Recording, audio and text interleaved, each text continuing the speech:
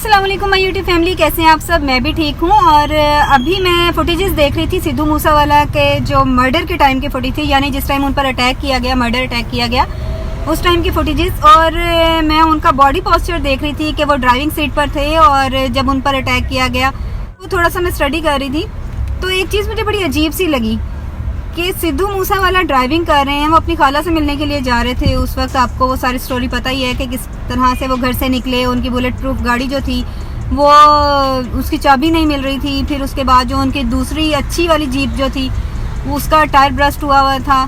ये भी एक बड़े अजीब से वाक़यात थे जो एक ही दिन में हुए। लेकिन तीसरी अजीब बात मुझे ये लगी कि उनके साथ उनका एक फ्रेंड था, उनका बडी था, वो बैठा हुआ था। और जब अटैक किया जाता है सिद्धू मूसावाला पे,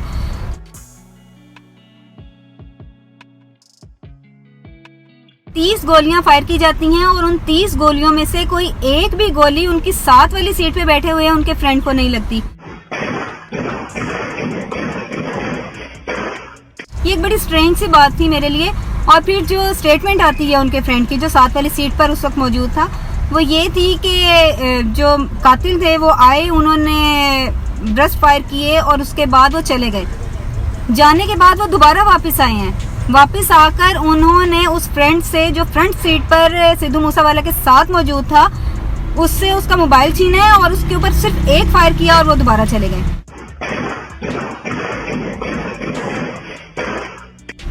ये बात कुछ अकल में आती नहीं है, समझ नहीं आ रही है चीज कि एक बंदा जिसका मर्डर हो जाता है इतनी ज्यादा गोलियों के नतीजे में और उसके साथ वाले बंदे को खराश भी नहीं आती।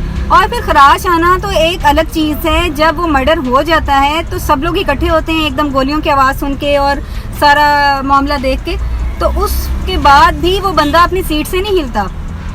आपका कोई बहुत क्लोज फ्रेंड हो और वो आपके साथ हर जगह पे आप मूव कर रहा हो, आपकी हर एक बात से आगाह हो वो, और फिर आप जब अपनी जान की बाजी हार रहे हो तो वो उस बंदे को फर्क ही ना पड़े, वो बड़ा रिलैक्स होके बैठा हो, फिर आराम से उतर के आए गाड़ी से और फिर देखे। जब सारा मजमा इकट्ठा होके ब्लीडिंग रोकने की कोशिश कर रहा था, उसने ये भी कोशिश नहीं की, वो बड़ा रिलैक्स था। कि ये ऐसा तो नहीं कि ये इंसान उस मर्डर में इन्वॉल्व था और फिर सारी की सारी इन्फॉर्मेशन जो थी वो यही आगे प्रोवाइड कर रहा था। लोगों का वापस आना और आकर सिर्फ इसी का फ़ोन लेके जाना, जबकि फ़ोन तो लेना चाहिए था सिद्धू मूसावाला का, और अगर फ़ोन लेने ही थे तो पीछे जो लोग बैठे हुए थे उनके भी वो फ़ोन लेके जाते। सिर्फ इसी का फ़ोन लेके जाना और सिर्फ एक ही गोली मार के जाना, इसको क्यों? क्योंकि जो वापस आएगा वो फिर एक गोली मारने के लिए नहीं आता। मर्डर केसेस में जब कोई कातिल वापस आता है तो उसकी कोशिश होती है जिसके लिए हम वापस जा रहे हैं उसका भी मर्डर करके आए। वो एक गोली मार के, और वो गोली भी ऐसी, और वो उस टाइम इतने ज़्यादा उनके निशाने कच्चे हो गए, वो गोली भी ऐसी जगह पे लगी जिससे मर्डर नहीं हुआ। सिद्धू मूसावाला के लिए तो गोली एग्जैक्ट जगहों पे लगी जहाँ से मर्डर हो सकता था। तो ये बड़ी एक स्ट्रेंज बात है। कहीं ऐसा तो नहीं कि इसके फ़ोन में वो सारा डाटा था जो कि कातिलों को ये प्रोवाइड कर रहा था, लोकेशंस थी जो ये सारी आगे बता रहा था कि अब यहाँ से गुजर रहे हैं, यहाँ से गुजरने वाले हैं, या घर से निकल आए हैं, इस जगह पहुँचे हैं, तो इसलिए वो आके इसका फ़ोन लेके चले गए।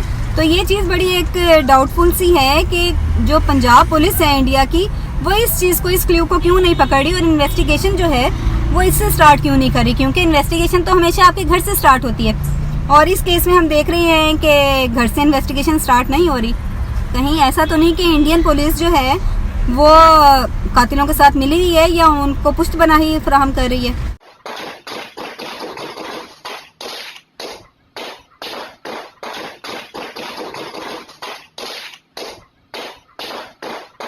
सिद्धू मूसावाला मर्डर केस से रेलिवेंट मजीद इन्फॉर्मेशन लेने के लिए और अपडेटेड रहने के लिए चैनल को सब्सक्राइब कर लें और बेल आइकन को प्रेस कर लें ताकि जैसे ही कोई अपडेट आए वो सबसे पहले आप तक पहुंचे।